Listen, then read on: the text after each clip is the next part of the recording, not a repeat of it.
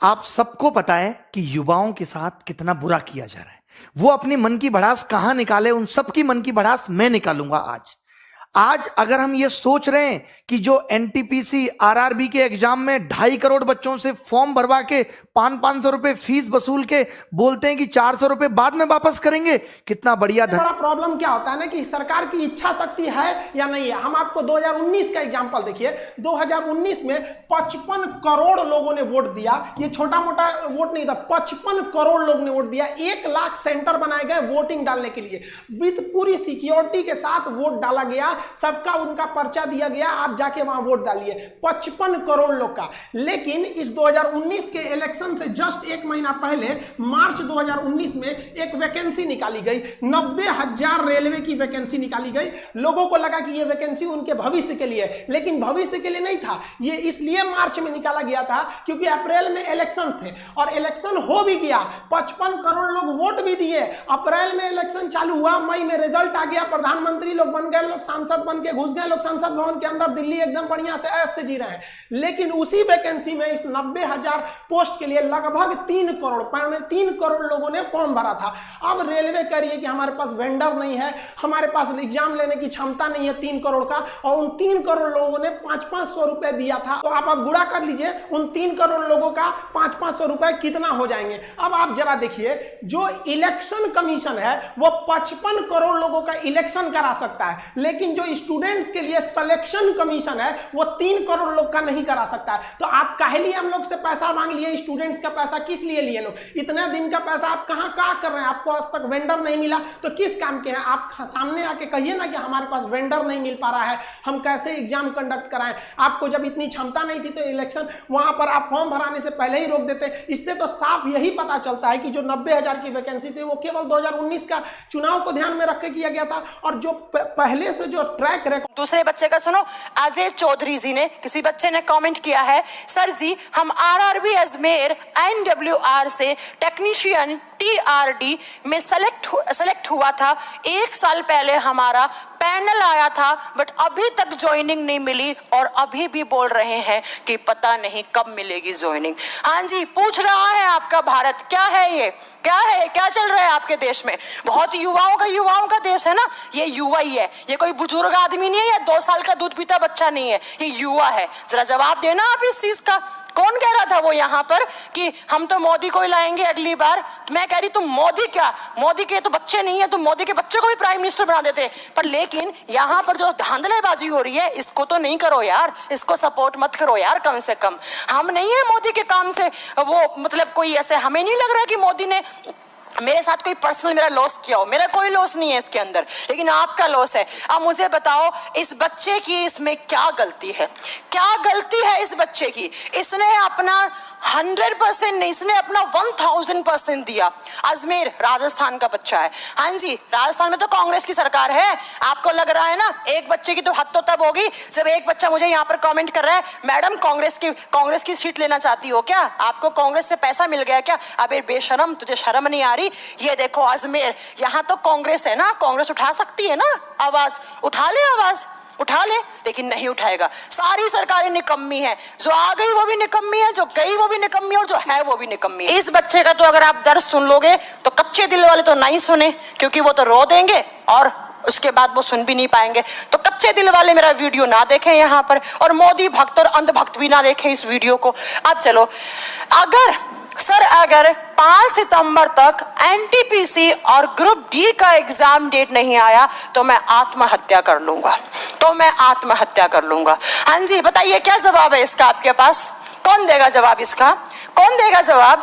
बहुत डिबेट करने का शौक है आप लोगों को, बहुत डिबेट करते हो, हर चीज पे डिबेट कर सकते हो। अबे ऐसे भरे पड़े न्यूज चैनल में डिबेट करने वालों को अगर तुम इन्हें ये बोल दो ना कि तुम्हें करीना कपूर के बेटे के तैमूर अली खान की पिछले 1 महीने की ड्रेसेस का कलर बताना है कि सोमवार को तैमूर ने क्या पहना, मंगलवार को तैमूर ने क्या पहना, बुधवार को तैमूर ने क्या पहना, मैं कह रही 3 घंटे डिबेट कर लेंगे वो कि नहीं सोमवार को ये पहना था, बुधवार को ये कलर पहना था।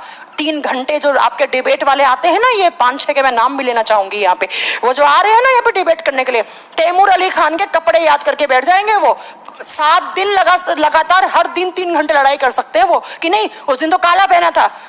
उस दिन तो सफेद कलर के जूते पहने थे, वो सब कर सकते हैं। लेकिन ये देखो, इसको कोई नहीं दिखाएगा। साफ साफ लिख रहा है, बोल रहा है, एक सुशांत सिंह राजपूत जिसने पता नहीं आत्महत्या की थी या उसका मर्डर हुआ था, हमें नहीं जानना भाई, हमें नहीं जानना। अब मुझे बताओ, ये तो चिल्ला चिल्ला के बोल रहा है ओपन प्लेटफॉर्म पर कि मैं आत्महत्या करने वाला हूं, तो इसके घर वाले कुछ नहीं है क्या? सुशांत सिंह की बहन है, सुशांत सिंह का पापा, उनको ही दुख है क्या? इनके तो सामने करने वाले हैं, उसको तो पता तो नहीं था कि वो ऐसा कर लेगा। यहाँ तो चिल्ला चिल्ला के बोल रहे हैं मरने वाला, मुझे बचा लो। हाँ जी, दो जवाब। आपका यूथ ना, आपका यूथ बहुत खुश है ना, आइए दीजिए, इसको बचा लेना। और नहीं तो मैं इस बच्चे को बोल रही हूँ जिसने कहा है ना, एक पीएम को एक चिट्ठी लिखकर जाए और उसके बाद आत्महत्या करे, उसके बाद उससे मोटिवेट होंगे, पांच और करेंगे, फिर एक दिन हम भी कर लेंगे, जब बच्चे नहीं रहेंगे तो हम भी कर लेंगे। हाँ जी मोदी जी, हाँ जी, जो डिबेट करने वाले, जो कहाँ है वो अर्नब गोस्वामी, जो ये बोलता है, पूछता है भारत किसने मारा सुशांत सिंह राजपूत को? भाई एक मर गया, एक मरने को तैयार है, किसके साथ खड़े होगे तुम? वर्तमान में भी छला जा रहा है, चाहे वो किसी की भी सरकार हो। मेरा मतलब किसी विशेष पार्टी से नहीं है, मेरा मतलब यह है कि छलने की कोशिश करोगे तो आप रहने के लायक नहीं है। कैसे ये देश की सरकारें, कैसे ये सिस्टम विभिन्न प्रकार की छात्र आंदोलनों को भुला देती है, किस तरीके से ये भूल जाती है। और ये भूल जाती है कि जो बेरोजगार जो युवा हैं वो हमारे प्रति कोई एक्शन नहीं लेंगी, तो ऐसी भूल जो होगी बहुत ही खतरा उत्पन्न कर सकती है आपके लिए। ऐसा भूल कर भी नहीं सोचे कि देश का युवा सोया हुआ है। देश का युवा अब बर्दाश्त से जब बाहर हो जाती है तब वह बिल्कुल ओपन आ जाती है। दोस्तों, कई महीने पहले से लगभग 1 साल होने जा रहे हैं, रेलवेज की वैकेंसीज जो थी, फिर एसएससी के रिजल्ट्स जो भी थे, इसमें या अन्य प्रकार की नौकरियों को भी देखेंगे, इसमें कितने भ्रष्टाचार चल रहे हैं। आप लगातार गरीब परिवार के लोग एक एक पैसे कर करके इकट्ठा करते हैं और वो कई लाख रुपए लगाकर दिन रात मेहनत करता है। और दिन रात मेहनत करके जब एग्जाम्स देने के लिए जाता है, रिजल्ट्स की जब बारी आती है, पता ये चलता है कि उसका रिजल्ट्स नहीं हो पाया। पता ये चलता है, बाद में खुलासे ये होते हैं कि कई करोड़ों में, कई लाखों में, कई लाखों में एक सीट को बिक्री कर दिया गया है। इस प्रकार से क्या होगा?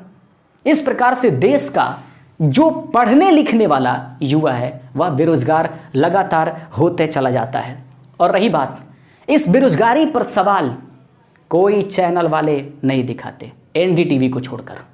एनडीटीवी ही एक देश का ऐसा चैनल है जो लगातार देश के युवाओं की रोजगार पर प्रश्न पूछता है। बाकी चैनल वाले न जाने इनके अंदर क्या होती है, वे चलाएंगे न जाने कौन सी मीडिया के नाम से ये जाने जाते हैं, और ये कैसे चलाएंगे, ये इस मुद्दे को नहीं उठाएंगे, क्योंकि देश के युवा को ये पागल समझते हैं, देश के युवा को ये बेवकूफ़ समझते हैं। शर्म तो तब आती है जब कुछ न्यूज़ चैनल्स में बैठने वाले कुछ युवा एंकर ही सरकार की मुखाबिलत करते हुए नजर आते हैं, सरकार की तरफ से ये करते हुए नजर आते हैं। नहीं, सरकार किसी की हो, लेकिन देश की युवाओं की बात न्यूज़ चैनल पर होनी चाहिए। अगर नहीं होती है तो तुम्हें संविधान में वर्णित होने के लिए एक पोल के रूप में कोई अधिकार नहीं है। इस प्रकार से, क्योंकि न्यूज़ चैनल्स या रिपोर्टरों को इसलिए बनाया जाता है कि देश की हर मुद्दा को उठाए, और जो मुख्य मुद्दा है उसी मुद्दे को ये अपने मुख्य पृष्ठ से गायब कर देता है। डर लगता है इसे कि हमारी टीआरपी गायब हो जाएगी, हम पर सरकार की दबाव आने लगेगी और हम जो है अपने न्यूज़ चैनल से ब्रेक हो जाएंगे। अरे युवा शक्ति किसे कहते हैं? एक युवा के लिए काम करता है, और एक युवा पूरे देश के बारे में सोचने की काम करता है। और तुम कैसे एंकर हो जो बैठ जाते हो न्यूज़ चैनल्स पे और बैठ करके इधर की बातें उधर की बातें, ये धर्म की बातें, सियासत की बातें, इसमें फंसाए रहते हो। तुम करो अपना काम जो करना है, लेकिन याद रखना तुम्हें देश के युवाओं के प्रति भी बेरोजगारी पर भी सवाल पूछने होंगे। अगर नहीं पूछोगे तो तुम्हें न्यूज़ चैनल होने का कोई अधिकार नहीं होता है। दोस्तों, मैं आपको बताने की कोशिश करूंगा कि कुछ दिन पहले रेलवे की वैकेंसीज के लिए बातें आई, एनटीपीसी की बातें आई, एसएससी की बातें आई, काफ़ी रुपए उसमें बच्चों ने फी जमा किया और ये पैसे उसी तरह रख लिए गए हैं। अभी कोई इसका किसी भी प्रकार का क्या होगा, एग्जाम कब होगी, एग्जाम कैसे होंगे, एग्जाम बिल्कुल शांत पड़ा हुआ है सिस्टम, देश का हर काम हो रहा है, लेकिन देश की जो सबसे महत्वपूर्ण चीज है बेरोजगारी, उस पर कोई सवाल नहीं पूछता। आप याद रखिएगा, यह वो देश या पूरे विश्व में घूम करके देखिए आप। मेरे दोस्त, मैं कहना चाहूंगा, पूरे विश्व में आंदोलन कब होते हैं बताइए? धरना कब होता है? हल्ला बोल कब होता है? जब देश में बेरोजगारी चरमोत्कर्ष पर पहुंच जाती है, जब देश का भविष्य बेरोजगार होने लगता है, जब देश का भविष्य कहे जाने वाला युवा वर्ग जो होता है बेरोजगारी पर उतर जाता है, तो अंत कोई उपाय नहीं उसे दिखाई देता है, तो अपनी मांगों के लिए वो धरना करता है, हल्ला बोल करता है, आंदोलन करता है। और यही परिस्थितियां भारत के युवाओं के साथ हो चुकी है, जिसके कारण वो अपने हक मांगने के लिए लगातार सवाल को उठा रहा है। और चारों तरफ से आप जिधर से भी घुमा कर देखिएगा, सोशल मीडिया से लेकर के न्यूज चैनल्स तक, चारों तरफ बस इसी की खबर। क्या ये युवा जो लोग हैं वो एकमत हो गए? कोई बात नहीं, युवा हमेशा एकमत रहते हैं। बात ये होती है कि ये अपने अधिकारों के लिए जरा देखते हैं कि क्या हो रही है मेरे साथ, लेकिन अब बर्दाश्त से बाहर है, इसलिए अब कुछ नहीं देखने वाले हैं, कोई कुछ नहीं देखने वाला है। सिर्फ और सिर्फ बेरोजगारी नहीं हटाओगे, भ्रष्टाचार को खत्म नहीं करोगे, एसएससी के रिजल्ट्स का क्या होगा, एसएससी के एग्जाम्स के क्या होंगे, रेलवे के एग्जाम्स के क्या होंगे, विभिन्न प्रदेशों में होने वाली विभिन्न नौकरियों में भ्रष्टाचार का क्या होगा, इसको कैसे खत्म करोगे, क्यों खत्म नहीं करोगे? और जो रियल में वास्तविक जो लेबर करता है अपने भविष्य में, उसे ही नौकरी मिलेगी। भ्रष्टाचार कैसे नहीं खत्म होगा? जब तक इस पर बात नहीं संपन्न हो जाती, जब तक ये मामला खत्म नहीं हो जाता, देश के युवाओं से मेरा नम्र निवेदन है कि हल्ला बोल में अधिक से अधिक संख्या में जुड़िए और इस सिस्टम का। हाय फ्रेंड्स, देखो इमेज देख के आपको पता लग गया होगा कि हम किस मुद्दे पर बात करने वाले हैं, लेकिन बात करने से कुछ फायदा नहीं होगा, हमें वो मुद्दा बिल्कुल सॉल्व कराना है इस बार, है ना। देखो स्टूडेंट का रूप ये रहता है, अब तक ये रूप हमें दिखाना है। ये रूप दिखाने का मतलब है कि आपकी आवाज हमें पीएमओ तक पहुंचानी है। वो केवल यही पॉसिबल है कि आप अपनी आवाज उठाएं। अब वो कैसे पॉसिबल है मैं बताता हूं। देखो, अब ये जो मुद्दा उठा है एसएससी और रेलवे का, इसमें आपको क्या प्रॉब्लम आ रही है? बहुत सारे स्टूडेंट अपनी आवाज ही नहीं उठा पाते, तो आप अपने शॉर्ट वीडियो बना के हमें भेजिएगा, हम पीएमओ तक पहुंचाएंगे। वो आपके वीडियोस पीएमओ तक पहुंचाएंगे, हमारे वीडियोस पीएमओ तक पहुंचाएंगे। और पूरा के पूरा इस नंबर पे आप है ना शॉर्ट वीडियो बना के भेजिए 1 से 1.5 मिनट की, कि आपने ये चैलेंजेस फेस किए हैं, ये प्रॉब्लम आ रही है, ये मेरे प्रॉब्लम सॉल्व नहीं हो रही है। ये पूरा वीडियोस आप बना के भेजोगे, आप करोगे, तब हम आपके साथ रहेंगे। जब आप ही नहीं उठोगे तो ये मुद्दा आप ही के लिए उठ रहा है, इसमें हम पूरा देश आपके साथ है यार। तो आपको क्या करना है, इस व्हाट्सएप नंबर दे रहे हैं, ये इस नंबर पर आपको अपने शॉर्ट वीडियोस बना के भेजने हैं। और वो शॉर्ट वीडियोस में आप अपनी प्रॉब्लम बताइएगा कि हमें क्या क्या प्रॉब्लम आ रही है, ये दिक्कत है, जो भी समस्या बोल दो, खुल के बोलोगे तभी प्रॉब्लम का सॉल्यूशन मिलेगा। और हम कुछ देर में लाइव आने वाले हैं। वो लाइव जब आएंगे, पूरा के पूरा वीडियोस आपके और हमारे वो पूरा के पूरा ऑनलाइन चलेंगे। पूरा देश देखेगा उन वीडियो को कि स्टूडेंटों को किस समस्या से सामना करना पड़ रहा है। ये तभी पॉसिबल है जब मिलकर खड़े होंगे। हमारे खड़े रहने से कुछ नहीं होगा, आपको भी खड़ा रहना पड़ेगा। गांव देश देश तक ये बात पहुंचा दो। सब स्टूडेंट को बोले, एक ही आवाज बोलेंगे, सब अपना बिल्कुल पोलाइट वे से आवाज उठाएंगे। हमें अपना सॉल्यूशन चाहिए और कुछ नहीं चाहिए, बिल्कुल पोलाइट वे से चलेंगे। बस अपनी आवाज ऊंची रखेंगे हम कि हमें ये प्रॉब्लम आ रही है। ये जल्दी से जल्दी है ना अपने वीडियो, शॉर्ट वीडियो जल्दी भेजिएगा। जो भी समस्या है व्हाट्सएप नंबर पे भेजिएगा, ठीक है। जल्दी से जल्दी भेजो। कुछ देर में हमारी पूरी टीम लाइव आने वाली है केवल आप लोगों के लिए। और पूरा हम बैठे रहेंगे, सरकार तक आपके वीडियोस तुरंत के तुरंत पहुंचाते रहेंगे, लाइव पीएमओ तक पहुंचाएंगे। पीएमओ को हैशटैग करेंगे, पूरा एसएससी के चेयरमैन को हैशटैग करेंगे, रेलवे के चेयरमैन को हैशटैग करेंगे। आपके वीडियोस हम पूरे दुनिया में पहली बार छात्र के द्वारा ऑनलाइन सर्जिकल स्ट्राइक शुरू हो चुका है और पूरे भारत के युवा वर्ग सरकार से सिर्फ एक ही सवाल पूछ रही हैं कि मैं बेरोजगार हूं, हमें रोजगार कब मिलेगा। मैं बेरोजगार हूं, हमें रोजगार कब मिलेगा। और आप सिर्फ यूट्यूब पर नहीं बल्कि फेसबुक, ट्विटर, जहां पर देखिएगा सिर्फ सरकार से एक ही सवाल पूछा जा रहा है कि मैं बेरोजगार हूं, हमें रोजगार कब मिलेगा। मगर सरकार इसका जवाब देने वाली नहीं है। ना रेलवे की परीक्षा करा रही है, ना यहाँ पे एसएससी की परीक्षा करा रही है। यहाँ पे नौकरी के नाम पर सिर्फ चुगलाबाजी हो रही है। आज रेलवे ग्रुप डी का फॉर्म भरा हुआ लगभग 2 साल से अधिक हो गया, मगर इन लोगों को परीक्षा कराने के कोई डेट जारी नहीं किया गया। जब चुनाव आया था उस समय भर्ती निकाल दिया गया था ताकि सभी युवा लोग खुश हो जाए और इनको वोट देकर जिता दे। वही हुआ, ये लोग तो जीत गए। हम सरकार पर दोष नहीं दे रहे हैं। हम लोगों ने आप सभी विश्वास किया था कि आप इस बार सभी लोग रोजगार मिलेगा, मगर दोस्तों ऐसा नहीं हो रहा है। आखिर क्या चाह रही है सरकार? मेरे प्यारे दोस्तों, जब प्रधानमंत्री नरेंद्र मोदी मन के बात में कहते हैं तो बोलते हैं कि आप कुत्ता पालिए, देसी कुत्ता पालिए। दोस्तों आप जरा सोचिए, क्या देसी कुत्ता पालने से बेरोजगारी दूर हो जाएगी? क्या खाने के लिए भोजन मिल जाएगा? क्या देश में जो कोरोना वायरस की जो महामारी फैली हुई समाप्त हो जाएगी? आज पूरा देश बाढ़ से ज्यादा प्रभावित है। क्या यह बाढ़ दूर भाग जाएगा? उनके रहने के लिए जो मकान क्षतिग्रस्त हो गया है, क्या सही हो पाएगा? इसके लेकर मोदी जी ने एक भी सवाल, एक भी मन के बात में ये बात नहीं उठाया है। आप मन के बात नहीं देखे होंगे तो जाकर देख लीजिए। कुत्ता पालिए, ये कीजिए, वो कीजिए, स्वावलंबी बनिए, आत्मनिर्भर बनिए, क्या बनिए?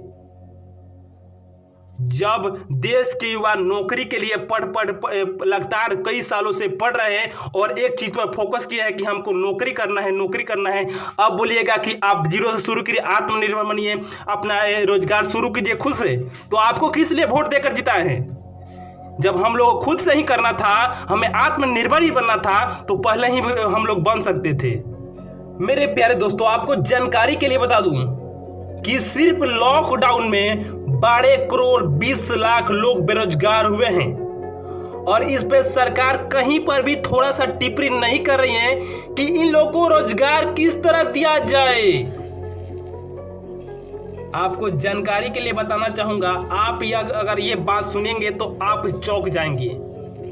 आप सबसे पहले गूगल पर जाइएगा और सर्च कीजिएगा पूरा विश्व के सबसे ज्यादा बेरोजगारी वाला देश कौन है। आप सर्च कीजिएगा तो सबसे ऊपर ही आएगा भारत। जी हाँ दोस्तों, पूरा विश्व में सबसे अधिक जो लोग बेरोजगार हैं वो भारत में हैं और सबसे ज्यादा युवा इसी देश के हैं और युवा के पास हर शक्ति होती है। दोस्तों युवा के बदौलत ही सरकार इस सत्ता में आई है। तो दोस्तों इस सरकार को युवा के बारे में सोचना, इंतजार करो कि जब तक मुझ पे नहीं बीतेगी तब तक मैं कुछ नहीं करूंगा।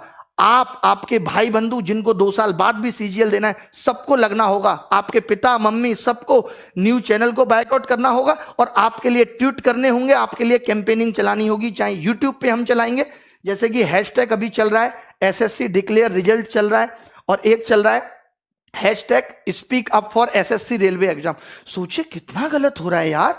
अब तो हद हो गई कि आप फॉर्म भरवा लेते हो 2.5 करोड़ लोगों से, उनका पैसा आप खा गए। आपसे ज्यादा वाहियात और गंदा आदमी कौन होगा?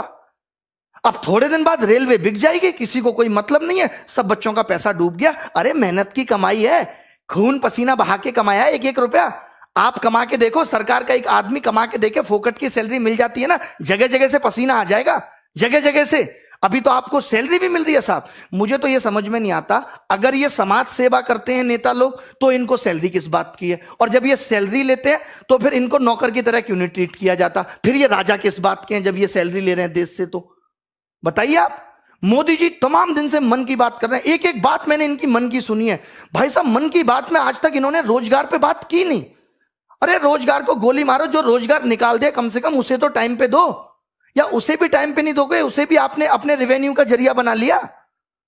कौन टैक्स वसूलेगा आपके लिए? मोदी जी लगता है दूरगामी सिर्फ अपने लिए थे, देश के लिए नहीं है। अपने लिए तो उन्होंने सोच लिया था कि कैसे कैसे रास्ते पे चलूंगा कि प्रधानमंत्री बन जाऊंगा, बट वो ये नहीं सोच रहे कि इस देश का युवा जो आज जिन हालातों में, अगर यही हालत रहा तो ये देश नीचे चला जाएगा।